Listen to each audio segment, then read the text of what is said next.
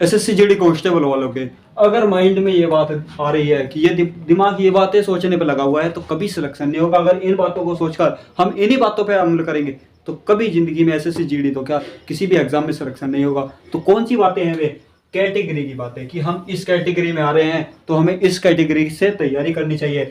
कि हम अगर हम सोच रहे हैं कि हम तो भैया एससी कैटेगरी में आ रहे हैं और एससी कैटेगरी की मेरिट जो है डाउन जाती है, तो हमें क्या है, कम पढ़ने की आवश्यकता है, कम प्रैक्टिस की आवश्यकता है। या हम सोचेंगे कि एसटी कैटेगरी में है, सबसे नीचे कट ऑफ जाएगी, सबसे नीचे कट ऑफ जाएगी, सबसे कम नंबर लाने की जरूरत है, तो हम इसमें सिलेक्शन लेंगे। अगर ये बातें हमारे माइंड में आ रही है ना, तो इन बातों को पर अगर हम अमल करेंगे तो कभी भी किसी भी एग्जाम में हम सिलेक्शन नहीं ले सकते। इन बातों में हमें सुधार करना होगा।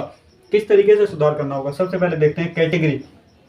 अब जब हम इसमें जो तैयारी कर रहे हैं तो कैटेगरी से हमें कोई मतलब ही नहीं है। कैटेगरी यूआर हो, ओबीसी हो, या ईडब्ल्यूएस हो, या एससी हो, या एसटी हो, हमें इस बात से कोई मतलब नहीं है। हमें मतलब है कि अपनी तैयारी से मतलब है। पर हम माइंड में ये रखते हैं। मेरे पास में बहुत सारे कमेंट आते हैं कि भाई एसटी से कितने पे सिलेक्शन हो सकता है, कितने सेफ स्कोर होने चाहिए, एससी से कितने होने चाहिए। यूट्यूब पर भर भर कर वीडियो मिलेगी कि भाई एससी में हो तो इतनी तैयारी की आवश्यकता नहीं है, केवल इतने ही नंबर पर सिलेक्शन हो जाएगा। एसटी में हो तो इतने ही नंबर पर सिलेक्शन हो जाएगा, जो कि गलत है। मैं आपको डिमोटिवेट नहीं कर रहा हूँ, पर मैं आपको उस चीज से बता रहा हूँ, बचा रहा हूँ जो आप दिमाग में सोच रहे हैं कि भाई एसटी है, एसटी में तो हमें केवल 40 नंबर का ही करना है, 40 नंबर में हमारा नंबर आ जाएगा। तो ये बातें जो हैं हमें ये बातें बहुत जो सिलेक्शन से बहुत दूर ले जाती है। अब हम थोड़ा सा डिस्कस करेंगे कि हमें इन बातों पे किस तरीके से विचार करना चाहिए। सबसे पहले मैं सबसे डाउन कैटेगरी ले लेता हूँ, और इनमें से कोई कैटेगरी किसी से डाउन नहीं है, क्योंकि एसटी की मेरिट भी मैंने कल एक वीडियो डाली थी, उसमें बताया था कि एसटी की मेरिट है ना कहीं कहीं एससी से भी ऊपर चली जाती है। यूआर, ओबीसी, ईडब्ल्यूएस जो सोचते हैं कि 5-5 नंबर का फर्क रहता है, भाई वहां पर कितना 0.29 नंबर का, 0.31 नंबर का, 0.15 नंबर, इतने नंबर का फर्क आ रहा है। पूरा 1 नंबर का फर्क भी नहीं आ रहा।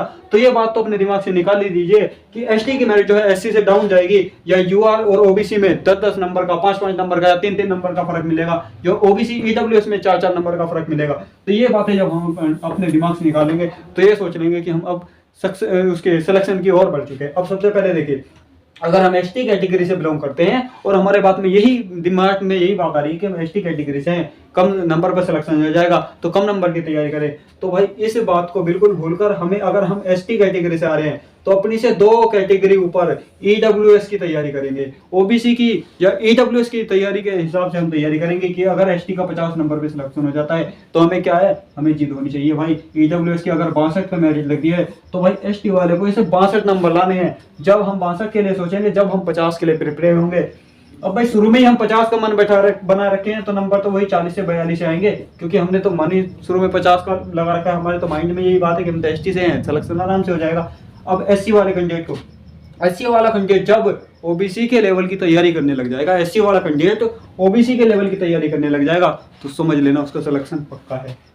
ईडब्ल्यूएस वाला कैंडिडेट जब जनरल की तैयारी करने लग जाएगा, या ओबीसी वाला कैंडिडेट जनरल की तैयारी करने लग जाएगा, उसका सिलेक्शन जब पक्का है। यूआर कैटेगरी अब किसकी तैयारी करे भाई? यूआर कैटेगरी किसकी तैयारी करे? 60 मिनट में 80 क्वेश्चन करने हैं। वो 60 मिनट में जब 72 से 75 क्वेश्चन करने लग जाएगा तो ये मान लेना कि वो सिलेक्शन के नजदीक है, क्योंकि यहाँ पर 72 से 75 के जैसी तैयारी करेगा, जब जाकर वहां के 65 से 68 नंबर उसके आएंगे। और कोई अगर इस तरीके से हम एसटी कैटेगरी अपने से ऊपर की सोच रख के कि एसटी कैटेगरी है, मुझे तो तैयारी ओबीसी की करनी है, ओबीसी में नंबर लाना है, एसटी वाला अपने आप को ओबीसी में सोचेगा, जब जाके एसटी का सिलेक्शन होगा। एसटी वाला एसटी में सोचेगा तो नहीं सिलेक्शन होगा, क्योंकि उसके तो माइंड में वही कह रहा है कि यार एसटी है, सबसे नीचे कट हो जाएगी। और कहीं कहीं इस तरीके से देखना पड़ जाता है कि एससी की मेरिट है ना, कहीं कहीं वैकेंसी के अनुसार एसटी की मेरिट ईडब्ल्यूएस को भी पार कर जाती है, कहीं कहीं ऐसा भी देखने के लिए मिल जाता है। तो अपनी जो तैयारी करनी है किस तरीके से करनी है कि अगर एसटी वाला कैंडिडेट है ओबीसी लेवल की तैयारी करके चले, एससी वाला कैंडिडेट है ओबीसी लेवल की तैयारी करे,